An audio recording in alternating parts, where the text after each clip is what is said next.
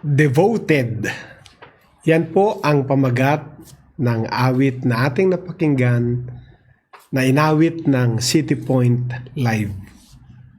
Magandang umaga sa lahat ng ating mga followers, lahat ng sumusubaybay sa ating daily devotionals at magandang araw sa mga nasa ibang mga time zones. Maraming salamat po na kayo ay hindi bumibitiw sa ating mga araw-araw, pang-araw-araw na pag-uusap-usap sa salita ng Diyos. Tunay po na ang salita ng Diyos ay hindi pinagsasawaan.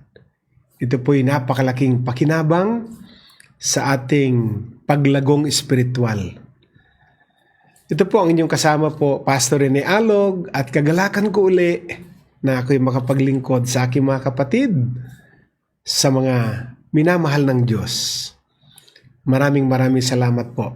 Huwag kalilimutan, lagi ko pong pinaalala sa inyo na laging i-share itong ating mga online programs upang ang inyong tinatanggap na mga espiritual na biyaya ay pwede ding tanggapin ng inyong mga kaibigan, katrabaho, kaopisina, kaklase, ang inyong mga miyembro ng pamilya. Sapagkat ito yung mga praktikal na mga usapin para sa ating mga espiritual na pangangailangan. Maganda po ang topic ngayon. Ngayon po ay araw ng Martes at October 13, 2020. Purihin ang Diyos. Halos mga lahati na naman tayo sa buwan ng Oktubre. Hindi natin namamalayan. Tapos na naman ang Oktubre. Bago ko po i-present ang salita ng Diyos ngayong umaga, ngayong araw, ay hinihingi ko po ang inyong pong pagsama sa akin sa ating panimulang panalangin. Let us pray. O our God in heaven, maraming salamat. Isang araw na ikaw ang gumawa, isang araw na punong-puno ng biyaya uli.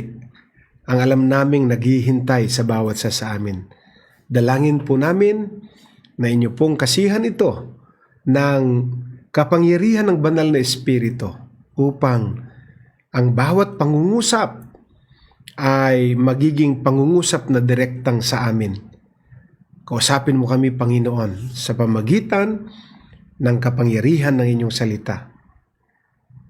At habang nagpapahayag po ang inyong lingkod, dalangin ko uli na dumaloy ang kagalingan sa may mga sakit at may mga karamdaman. Dumaloy ang probisyon sa may mga pangangailangan, ang kalakasan sa mga nanghihina, patnubay sa mga nalilito at naliligaw, at ay inyo pong biyaya sa lahat ng aming pang-araw-araw na buhay. Salamat po, gamitin muli ang iyong lingkod na maging daluyan ng pagpapala sa lahat ng sumusubaybay. Sa pangalan mo, Jesus, Amen and Amen. Ang ating pong pag-uusapan ngayon ay your secret weapon. Ano nga ba ang ating secret weapon? Meron ka niyan. Meron din ako niyan. Hindi lang maaari nating nagagamit dahil baka hindi nga natin alam na meron tayo niyan. Ipagpapatuloy ko po ang pangangaral sa 6 na hakbang kung paano tayo lalaya sa bondage, sa tanikala na inilagay sa atin ng kaaway. At dito po sa ating topic ngayon na your secret weapon ay napapaloob ang 2 sa 6. Tandaan niyo po na sa mga naunang 3 devotionals natin ay na-discuss natin yung 4. At ngayon, sa devotional na ito, i-discuss ko yung huling 2. Nais lang natin munang i-recap yung unang 4 kasi 6 ways or 6 steps on how to experience freedom from the bondage of Satan sa buhay natin. Ang una po ay recognize the power of confession. Yan po yung pinag-usapan natin na Lahat ng mga hakbang na ito, itong 6 na ito, ay magsisimula doon sa ma-recognize natin yung kapangyarihan ng pag-amin ng mga mali natin. Kasi yung kasalanan na iniingatan natin sa buhay natin ay nagiging legal right ng kaaway para hawakan tayo at kontrolin. So talagang nag-start tayo sa unang hakbang na yon, recognize the power of confession. And number 2 po, you need to know who really loves you. At in-emphasize natin sa pag-aaral na yan na never kang makakita ng verse, talata sa Biblia na nagsasabing iniibig ka ng kaaway, ng demonyo.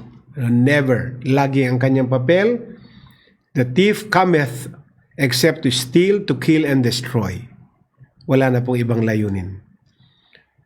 Pero punong-puno po ang pangako, ang Biblia, ng mga talatang nagsasabi kung gaano tayo iniibig ng Panginoon Hesus. Kaya yun po ang number 2. We need to know who really loves us. Number 3, breaking the barrier of sin. Kailangan tuldukan na. Kailangan wasakin ng tuluyan ang kapangyarihan ng kasalanan sa buhay natin. At ang number 4, accept God's rules. Kailangan tanggapin natin ang rule book. Tanggapin natin, sundin natin ang sinasabi ng salita ng Diyos.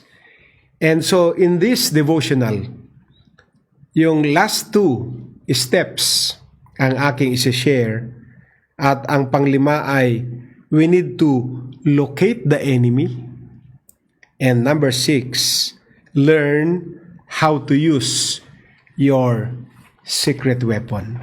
Matutunan nating gamitin ang mga sandata na inilagay sa atin, na ibinigay sa atin, kaya lang hindi natin nagagamit sapagkat nananatiling secret sa atin, kaya hindi natin magamit-gamit. So dadako tayo sa ating key passage, at ang aking gustong basahin ay nasa Psalm chapter 28 verse 1 hanggang verse 9. Yan po ang reading natin ngayon. Psalm 28, 1 to 9. And I will read from the New International Version Bible. To you, Lord, I call, you are my rock. Do not turn a deaf ear to me. For if you remain silent, I will be like those who go down to the pit. Hear my cry for mercy as I call to you for help. As I lift up my hands toward your most holy place. Do not drag me away with the wicked, with those who do evil, who speak cordially with their neighbors, but harbor malice in their hearts. Repay them for their deeds and for their evil work. Repay them for what their hands have done, to bring back on them what they deserve. Because they have no regard for the deeds of the Lord and what his hands have done. He will tear down and never build them up again. Verse 6. Praise be to the Lord, for he has heard my cry for mercy. The Lord is my strength and my shield. My heart trusts in him, and he helps me. My heart leaps for joy, and with my song I praise him. The Lord is the strength of his people, a fortress of salvation for his anointed. And last verse, save your people and bless your inheritance. Be their shepherd and carry them forever. Amen. Blessed be the reading of God's Word. Yan po ang ating pag-uusapan ngayon, mga kapatid. Ang topic po natin ay accepting the rules. Yan po. At alam po naman po natin na isa sa 6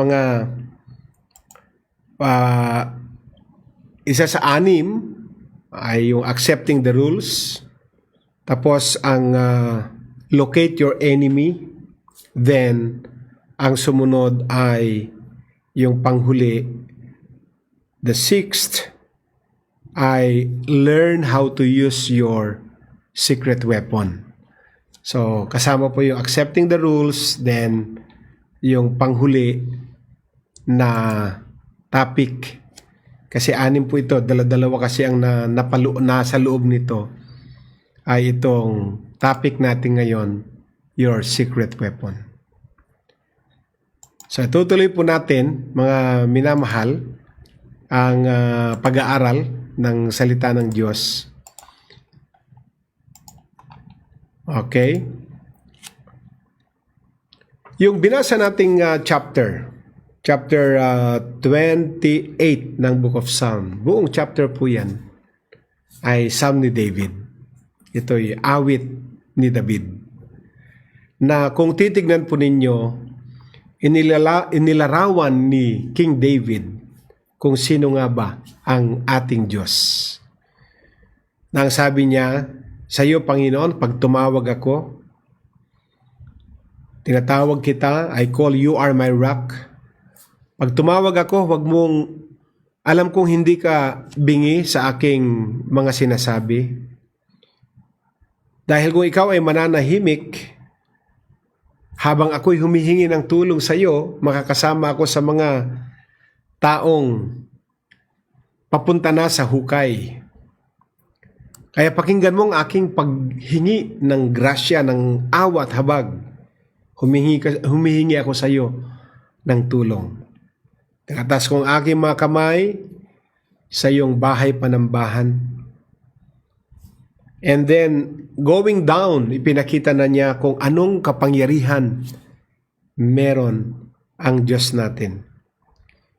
Ang sabi niya, praise be to the Lord, for He has heard my cry for mercy. Purihin ang Diyos sapagkat narinig niya ang aking paghingi ng kanyang habag at awa. Ang Diyos ang aking kalakasan, ang Diyos ang aking panangga. Ang aking puso ay nagtitiwala sa Kanya. Tinutulungan niya ako. Ang aking puso ay lumulukso sa kagalakan. Ang aking awit ay mga papuri sa Kanya. Ang Diyos ang aking kalakasan. Ang Diyos ang kalakasan ng Kanyang bayan. Siya ang aking matibay na muog. Siya ang aking kaligtasan. Siyang nagbigay ng pahid sa akin ng langis. Iligtas mo ang iyong bayan, pagpalain mo ang aking mga mana. Ikaw ang pastol na nagdadala sa amin magpawalang hanggan. Alam niyo ho, napaka madamdamin itong psalm na ito sapagkat inilalarawan ni King David kung sino nga ba ang Diyos na kanyang pinaglilingkuran. At yung Diyos na kanyang dinescribe kung gaano magmahal ay siyang Diyos din natin.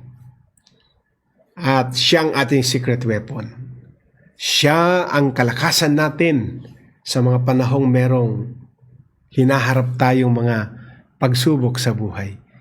Siya ang ating kalakasan sa mga panahong meron tayong mga challenges na kinahaharap.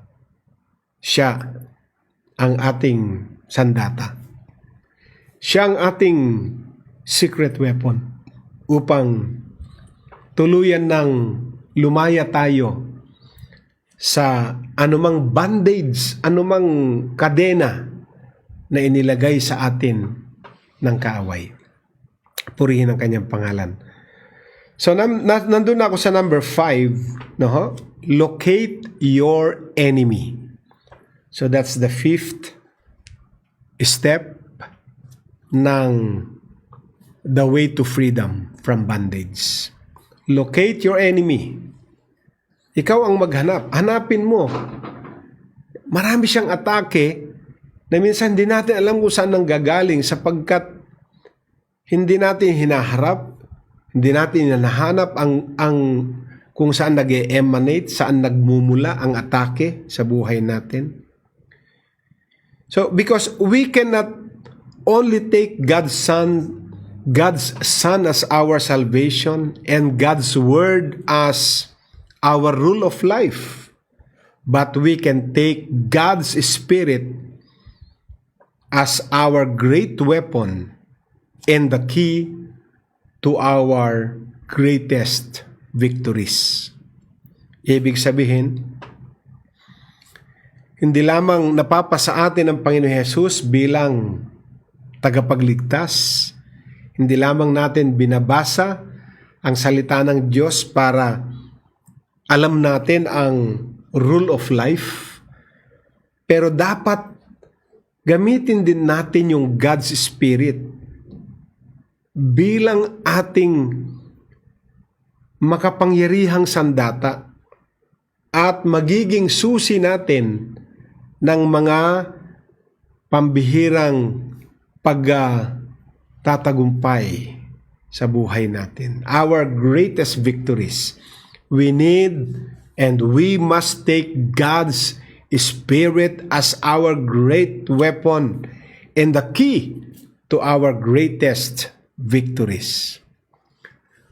Naalala ko tuloy ang mga talata na isinulat ni Apostol Pablo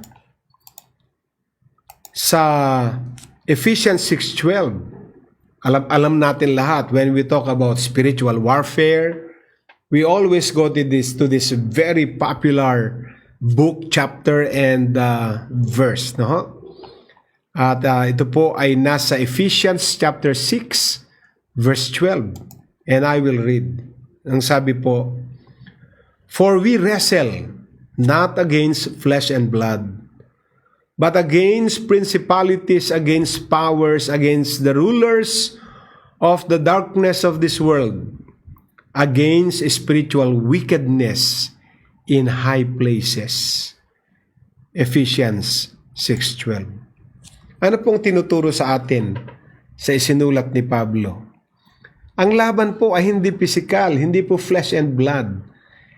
Hindi nating kaaway ang laman at dugo. Ang ating mga kaaway ay mga principalities, mga powers and rulers of the darkness of this world. Ito po spiritual warfare. Kaya kailangan natin ng spiritual weapon. So meron na tayong naintindihan na natin na ang laban na ito ay spiritual ang nature. Kaya hindi flesh and blood ang panglaban, ang kalaban, kundi ang God's Spirit, kundi na ito ang ating tinatawag na the great weapon and our key to our greatest victory. Ephesians 6:12 po yung ating binasa. I know that there are many things which you are battling against. Alam ko po na tayong lahat ay marami tayong mga bagay-bagay na sinasagupa sa mga panahong ito. Iba't iba. Ang iba, ang kanilang struggle, ang kanilang bondage ay bad habits. Ang iba naman ay mga adversities and problems. Ang iba ay dysfunctional families or family disorders. Ang iba ay spiritual conflicts.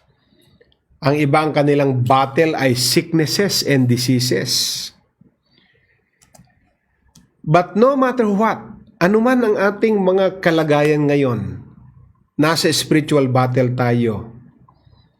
Ang sure thing na meron tayo, we have the key to victory.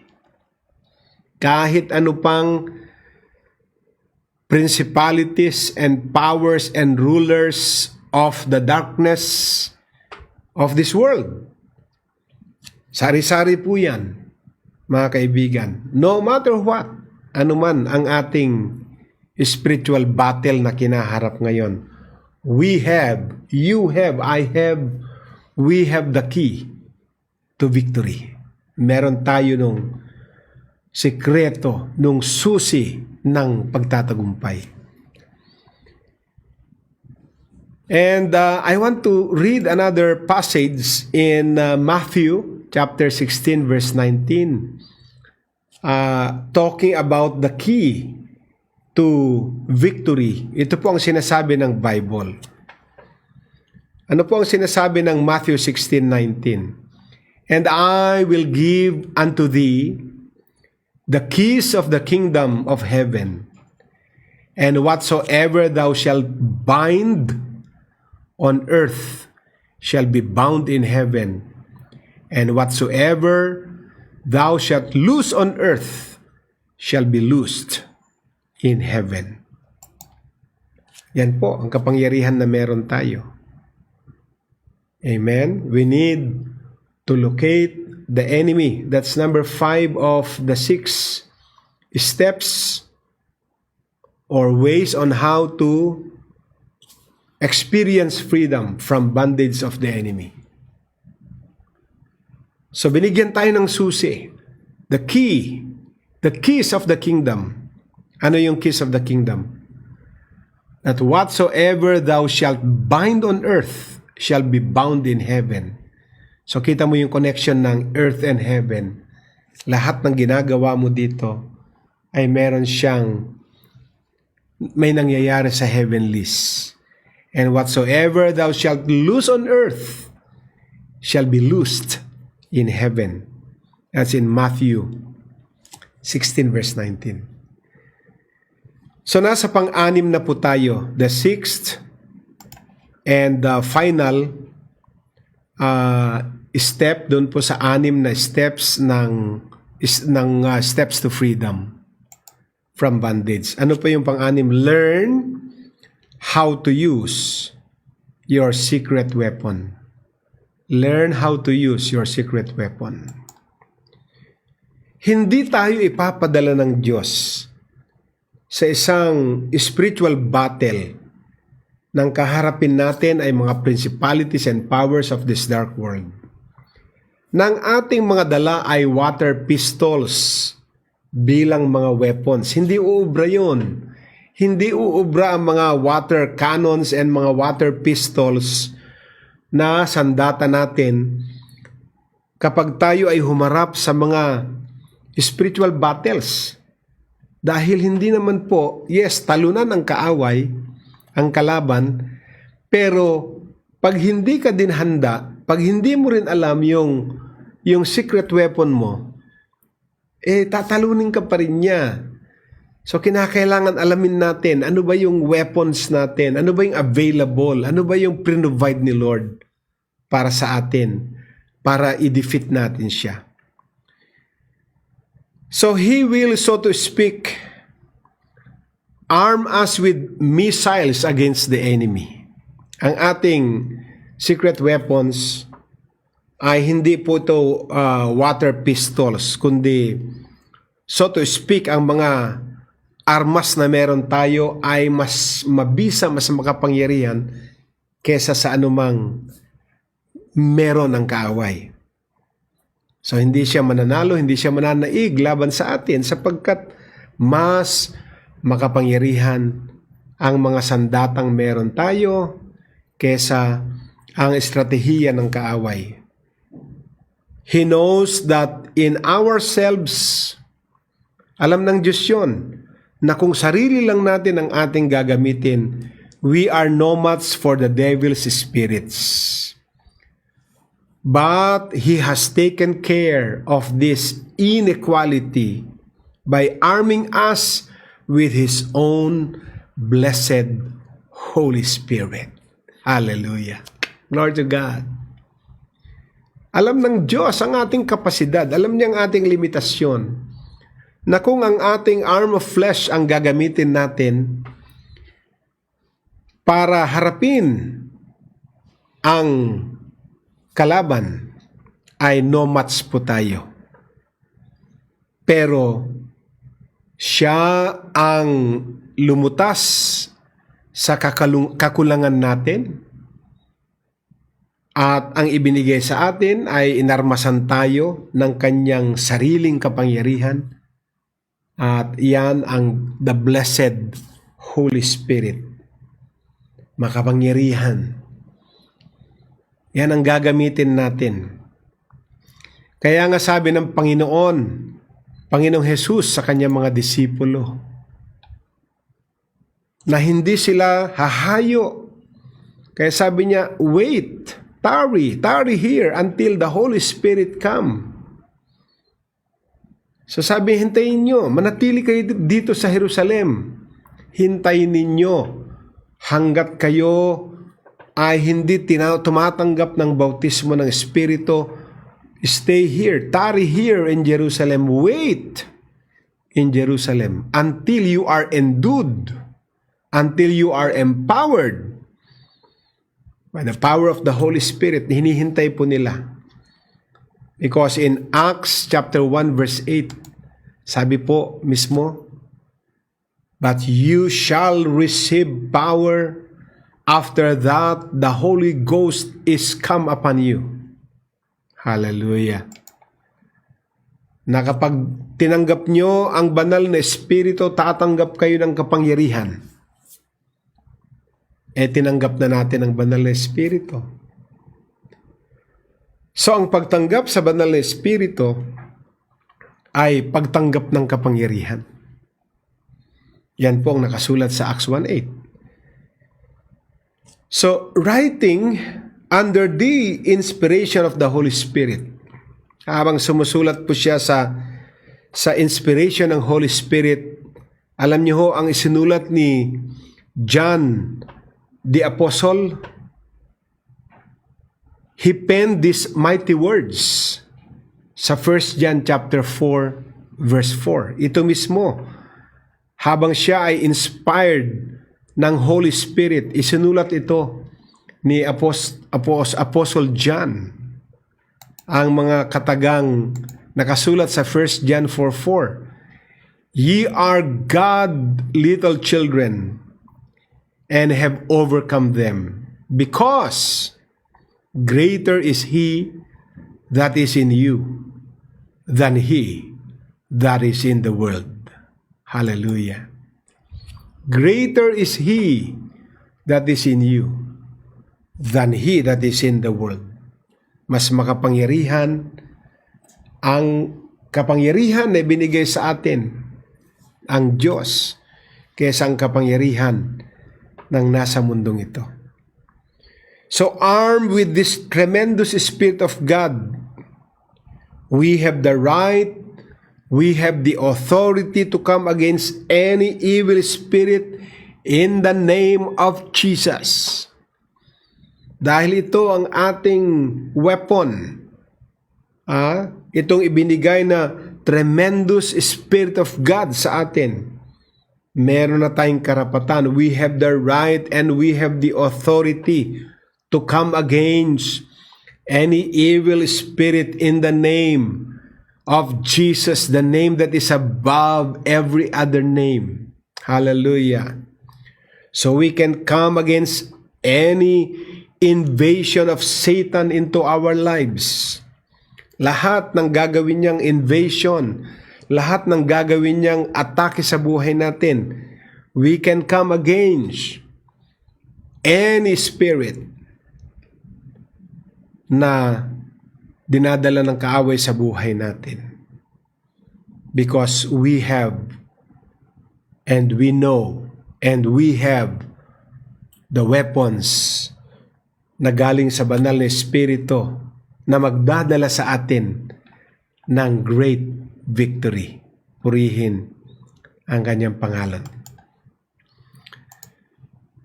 So nais lang natin i-recap yung 6 bago tayo mag-declare ng ating the usual daily declarations. To recap, 6 ways to freedom from Satan's bondage. Ano-ano po yan? You must face up to your needs. know who really loves you. We need to break the barrier of sin, accept the rules, locate the enemy, and learn how to use your secret weapon. Yan po diyan magtatapos yung 6 na hakbang o kaparaanan na makaranas tayo ng kalayaan sa lahat ng tanikala na nilalagay ng kaaway sa buhay natin. Purihin ang kanyang dakilang pangalan. So this time, let us make this declaration. Sabihin natin, I am a child of God and can overcome all enemy forces because greater is He that is in me than he that is in the world. Amen. One more time. I am a child of God and can overcome all enemy forces because greater is He that is in me than he that is in the world. Amen and amen. Purihin ang kanyang dakilang pangalan. Yan po ang ating kapahayagan ngayon. Amen. Pahayag natin na mas makapangyarihan ang Diyos, ang mga sandatang ibinigay sa atin kesa sa anumang ataking ginagamit ng kaaway laban sa atin. Purihin ang kanyang pangalan. Lord God in heaven, I now declare na itong 6 na hakbang para maranasan naming lumaya sa lahat ng bandages, sa lahat ng pagkakagapos, tanikala na nilalagay ng kaaway sa buhay namin. Ngayon alam na namin na kami ay pwedeng maging matagumpay dahil sa mga kaparaanang itinuro mo sa amin. I declare now victory sa bawat isa. Sa pangalan ni Jesus, sa pangalan ni Jesus. Amen and amen. So, tapos na po tayo sa ating devotional. Huwag kalilimutan, ang lahat ng namimiss ninyong daily devotionals natin, naka-upload po sa YouTube. Ang ating address ay JLG Space TV. Pag napasok niyo po yon, huwag kalilimutan mag-subscribe at huwag din kalilimutan na pindutin yung bell icon para lahat ng i-upload natin ay ma-notify po kayo. Also, nakikiusap lagi natin itong mga devotionals o lahat ng online activities natin, please i-share po natin and be a multiplier. Thank you very much. Kita-kita po tayo 1:00 mamayang hapon ang ating Hope Hour at Martes, huwag kalilimutan, Martes ng gabi, mamaya po 9:00, simula na po ang unang lesson sa ating online Bible Institute. Second subject na po tayo. Tapos na ang missiology, ngayon nasa theology tayo. Kagalakan ko pong maglingkod sa inyo, mga kapwa anak ng Diyos. Paalam na po at salamat ng marami. Ito po si Pastor Rene Alog and Shalom.